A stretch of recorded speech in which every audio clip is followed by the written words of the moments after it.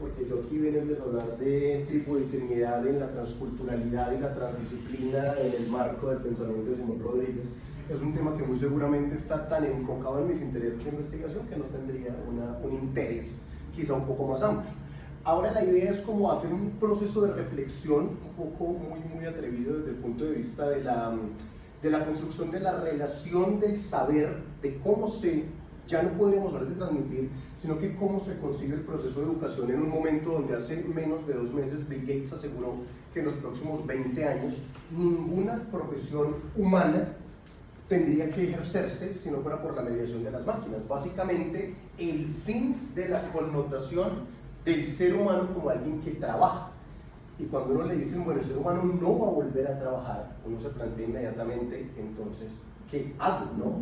El gran estudio que hizo Byung-Chul Han, por ejemplo, de la sociedad del rendimiento y de la explotación, donde él decía, estamos en una sociedad donde autoexplotarnos todo el tiempo es el ideal de felicidad. Felicidad que yo sé que en el Congreso no ha sido muy popular, Aristóteles en la complejidad no lo es, pero en la ética nicómaco Aristóteles, hablando de esas aproximaciones a cuál es el concepto más cercano a felicidad, habla de la autorrealización. Y escuchaba yo en algunas de las ponencias, ayer en el conversatorio sobre educación, muy bonito entre otras cosas, decían, educarse debe ser para ser feliz.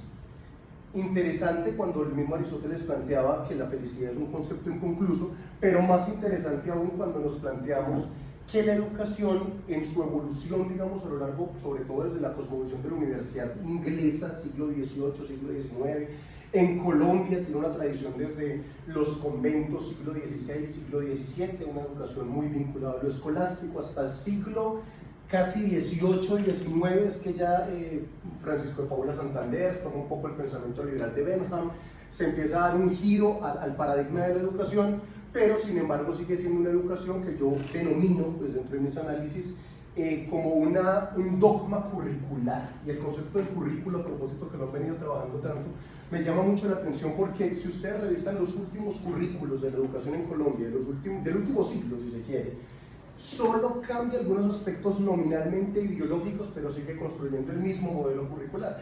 Yo he tenido la oportunidad de hablar de educación porque también he sido docente rural, he sido docente en zonas en conflicto, fui docente en Arauquita, Arauca, trabajé en la Escuelita de La Paz, no sé si todos conocen el modelo curricular de cómo funciona la educación rural en Colombia. Meten a un docente con niños que van desde preescolar hasta sexto, es decir, niños con una variedad de edad que van de los 3 en el campo a los 16, 17 años. Todos los niños en un salón y a todos de alguna forma hay que tratar de instruir, sin contar las condiciones de peligro, de muerte. Yo soy desplazado, a mí me amenazaron de muerte, me dispararon en mi casa, tuve que salir escoltado por el ejército, porque el educador también cuando se compromete a tratar de ser disruptivo con eso, hay unas coacciones de poder que naturalmente lo afectan. ¿Qué aprendí yo de esa experiencia muy bonita? Porque de todas maneras uno de los logros importantes que logramos con los niños de Arauca fue la producción de investigación-creación como elemento legítimo del conocimiento a partir de la literatura. Entonces hicimos una revista y comprobamos que con cuentos que se hicieron con niños hay un estudio de la violentología de forma intersubjetiva a partir de una razón de la arqueología de la historia, o mejor de la genealogía, para ser un poco más foucaultianos. Entonces digamos que todo este tema experimental es lo que les quería compartir un poco para hablar de algunos aspectos del error y la ilusión a la diversidad. Yo soy magíster en educación intercultural, entré al doctorado pensando en esa relación de lo cultural y lo primero que yo hice fue plantear toda la etimología del concepto inter, entonces entre lo que está en medio, lo que avanza. Conocí a Nicolescu, lo leí y le leí una cosa preciosa que era el concepto de la transculturalidad. Y él termina hablando de la transculturalidad, algo que me pareció fundamental. El lenguaje, como el arquetipo de la construcción de cómo nos comunicamos y construimos mundo, es irreductible a la comprensión, porque además la traducción, cuando tú traduces de un lenguaje a otro, estás traicionando. Toda traducción implica una traición. Por eso el ejercicio de las traducciones se ve en cualquier libro traducido por Perencejito o traducido por fulanito, porque la traducción implica un arrojo de la subjetividad del traductor en la idea original de la obra. Por eso los académicos más eruditos se dedican a leer en el lenguaje original. Usted quiere leer a Hegel, léalo en alemán. Quiere leer a Kant, léalo en alemán. De ahí para allá tiene 525.000 traducciones distintas. Y también depende de la editorial que lo saque. Entonces, como de alguna forma Nicolescu termina acercándose a eso, dice el lenguaje de la transdisciplinaridad para acercarnos a una transculturalidad es el silencio, y cita la célebre cita de Shakespeare, ¿sí? Al final solo el silencio, y es las otras formas de comunicarnos que tienen mucho que ver entre otras temáticas que escuchaba gratamente acá. Yo ayer escuchaba que hablaban del pensamiento lateral, yo lo he denominado pues, en mis estudios y mis artículos como de verticalización epistemológica. Creo que todos estamos de acuerdo que la educación, como está pensada, de nuevo volviendo un poco a Foucault, es simplemente un panorama de reproducción del ejercicio del poder. Las instituciones donde se reproduce el poder son la iglesia, el hospital y las escuelas y los manicomios, perdón, la iglesia no es, los manicomios, los hospitales y las escuelas. Y no en vano uno puede hablar fácilmente de la relación fonética y si se quiere etimológica entre jaula y aula. Entonces se llega y hay una verticalidad, la posición de tener un atril, un pupitre, la posición de estar de pie, los estudiantes sentados, siempre implica la legitimidad de un docente que le está transmitiendo una información a un sujeto que como niño viene de la doble etimología de alumno. Alumno tiene la etimología más aceptada, que es el alímere, que es el que se alimenta, pero también tiene el alúmere, y se manejó en los procesos escolásticos de la educación en Colombia hasta el siglo XVII, que es el no iluminado, alúmere, el sin luz. Entonces la función del docente era iluminar al estudiante, retornando que tienen saberes ilegítimos o que no son poseedores de saber, y que el proceso de educación es rendir cuenta de la subjetividad del docente. Yo te digo qué debes aprender, cómo te evalúo, y en el momento en que tú me digas lo que yo deseo escuchar, en ese momento yo te apruebo para algo que a finales del siglo XX se volvió muy importante, que fue la evolución de la universidad hacia el mercado. Hasta el siglo XVIII en Inglaterra la educación era profundamente exclusiva. O sea, solo iban las élites a estudiar, porque era un lugar del encuentro con la cultura. La lógica mercado de educación en la educación superior, es decir, yo estudio por un título para obtener un trabajo, es un proceso que ha venido en una decadencia, pero no es tampoco tan antiguo. Yo creo que aquí todos estamos de acuerdo que hasta hace algunos años un título profesional te garantizaba un trabajo, hoy no, y las tasas de desempleo. Entonces ya el título mínimo es una especialización, no, ya tampoco. Ya una especialización, bueno, ahora en Colombia creo que en México no existe la figura de la especialización. Entonces ya después maestría. Entonces ya estamos diciendo, caramba, hay que acabar con las especializaciones porque no las está sirviendo solo para los aspectos mercadogerenciales. Entonces la maestría, no, ya la maestría no, el doctorado. Entonces cada vez hay una relación además muy particular, porque no sé si lograron ver o están un poco a la vanguardia del tema de inteligencia artificial. En 30 minutos una inteligencia artificial te hace una tesis de maestría. Te la entrega intacta. Hay videos de oferta de más de 15 o 20 aplicaciones de inteligencia artificial que te permite hacer el documento, pasar el documento por revisión bibliográfica, humanizar el contenido del documento, revisar si podría tener procesos en esas plataformas de revisión de plagio, y finalmente, si tú le introduces unos textos tuyos, te copia el estilo. Muchas universidades en Europa ya están diciendo, mandar a hacer monografías, mandar a hacer tesis, es un anacronismo, porque te las hace, y te las hace de una forma espectacular y en muy poco tiempo. Entonces, de alguna forma, hay una figura muy del budismo, muy de la filosofía oriental, la rescató Friedrich Nietzsche. Nietzsche rescata este concepto como lo trágico de la existencia, se llama el eterno retorno. Y parece que en la educación estamos teniendo un volcamiento al eterno retorno. Entonces, de alguna forma, se vuelve a recuperar la necesidad del ágora, de la palabra, del espacio, del compartir y del disertar. Ya tú validas el conocimiento a partir de la construcción. Puede ser dialógica como para hacer ese contraste con lo dialéctico, pero yo prefiero lo conversacional. También escuchaba que alguien habla de conversa, pero yo tengo una perspectiva un poquito diferente. Las diapositivas no están con el discurso porque a mí no me gusta usar diapositivas. Entonces, el tema de la conversación es conversus. Escuchaba en una conferencia desde ayer, estoy escuchando también, que lo relacionaban con la danza. Yo soy incapaz de relacionar la conversación con la danza por un aspecto capital. Versus es compañero, y es a la vez versus, es contradictor. Literalmente es con, estoy, y versus es girar juntos. El baile tiene la figura de la armonía, la conversación no. Por eso es distinta al diálogo. Diálogo es diálogos, razonamiento dirigido entre dos diálogos. Conversación es lo que acompaña y lo que gira. Si lo que acompaña y lo que gira es donde, para mí, desde el punto de vista de la educación, es el único punto donde se puede dar el ejercicio y la creatividad. O sea, en la perspectiva que estamos manejando, hoy en día, validar conocimientos adquiridos es absurdo. Vamos a hablar un poco de toda la evolución computacional cibernética. Usted me pone en un buscador, por ejemplo, educación y ética del género humano. Te arroja 2000 resultados en 0.02 segundos.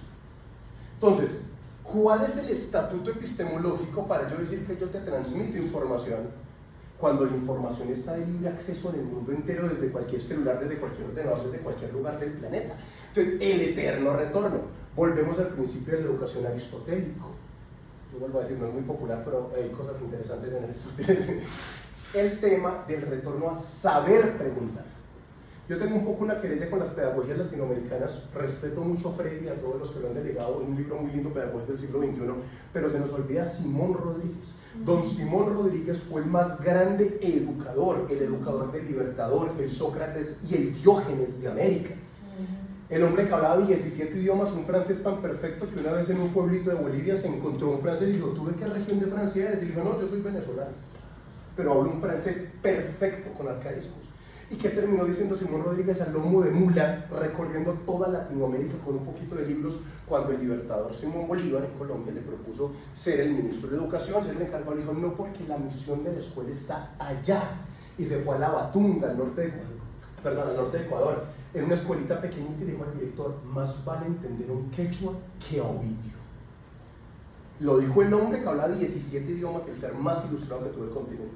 Todas las derivaciones de las pedagogías latinoamericanas son variaciones no siempre correspondidas o respetadas a Simón Rodríguez. Entonces, todo eso es para volver a plantear que Simón Rodríguez también nos hace una pregunta sobre el aprender a aprender.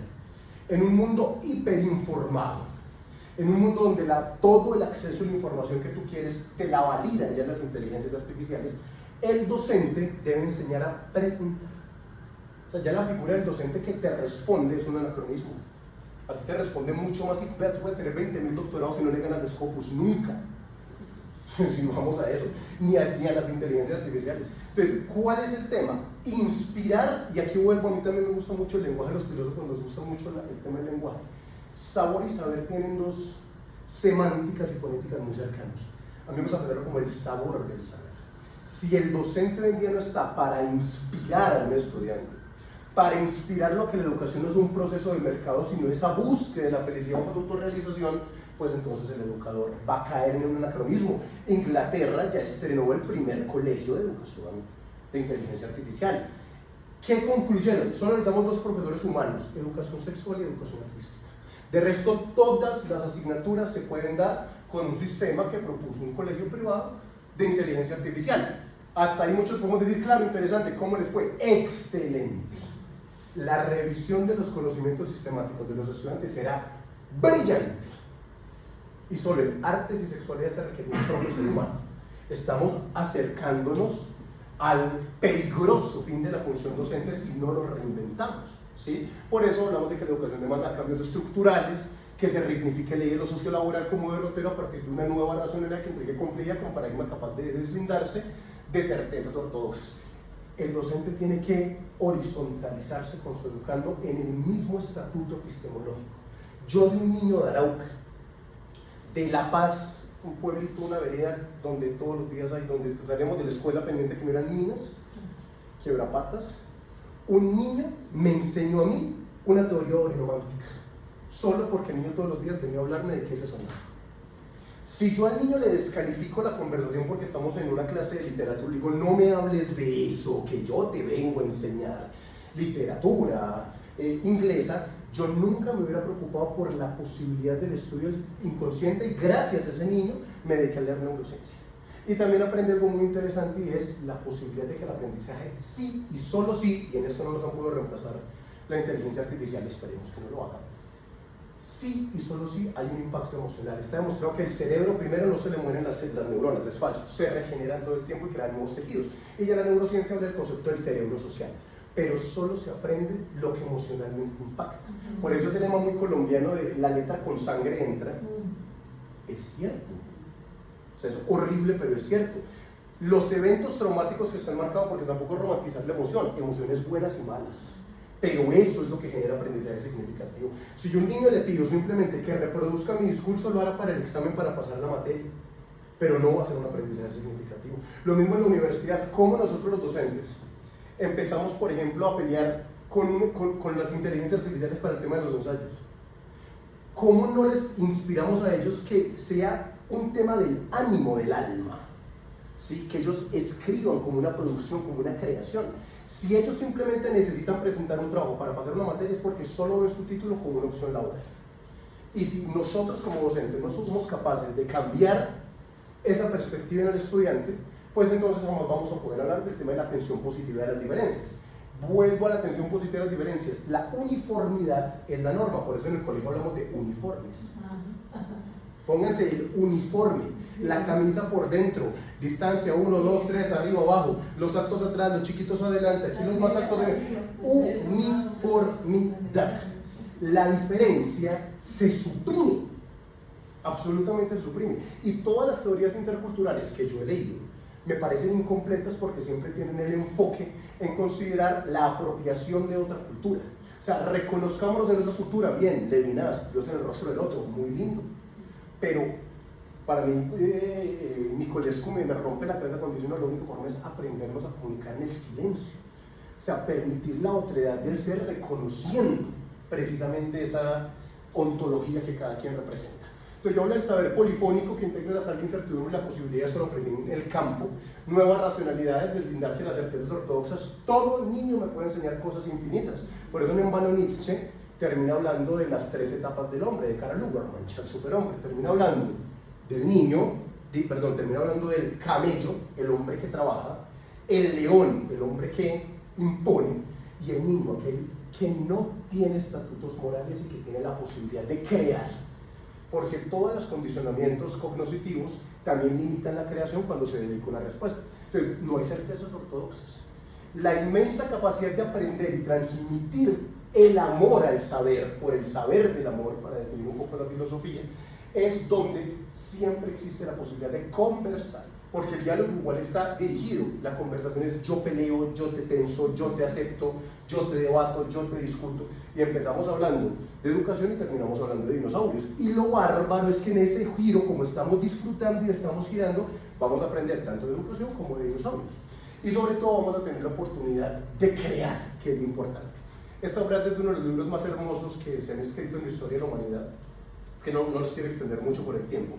Pero hay unos elementos muy interesantes, y yo escuchaba entre las muchas conferencias de estos días el concepto del Homo sapiens demens. Hay antropólogos de la complejidad que lo han llevado a un lugar mucho más bonito para mí, que ha sido el Homo sapiens demens, faber, ludens, ascéticos, poéticos, todo lo que comprende lo esquizofrénico de lo humano. Y esta pluralidad de expresiones, todo eso que recoge tanta diversidad del humano, es lo que el romanticismo le reclamó a la Ilustración desde las postrimerías del siglo XVIII. Entonces tampoco es nuevo, ¿sí? Que digamos que el romanticismo como época, cuando la Ilustración llegó a su cenit, el famoso sapere aude, el romanticismo le dijo: el hombre también es intuición, sensibilidad, no solo razón, también es intuición y sensibilidad. Todo el movimiento del romanticismo tardío empezó también a reivindicar al sujeto, al hombre que piensa. Y esto finalmente llegó a una crítica muy fuerte con la escuela de Frankfurt, Adorno y Horkheimer, cuando terminan diciendo que el cenit de la razón fue la Segunda Guerra Mundial. Porque nada en el mundo genera más procesos de avance científico que la guerra. Cuando supimos que un átomo se podía dividir, voló de 8.000 años. Entonces, y el 14% del financiamiento mundial en ciencias de la guerra. Eso es lo que es Alexander Grothendieck, el más grande matemático de la historia contemporánea, el que resolvió las 10 paradojas matemáticas cuando se dio cuenta que el Ministerio de Defensa francés era el que le financiaba casi la mitad de sus investigaciones en secreto. Entonces hay una relación importante entre la razón instrumental, y pongámosle todos los epítomes que queramos. Adorno y Horkheimer hablaban de la razón objetiva, otros hablan del romanticismo, otros hablamos de que el atributo de este homo, este simio, que somos no solo la razón, sino también la demencia y la locura.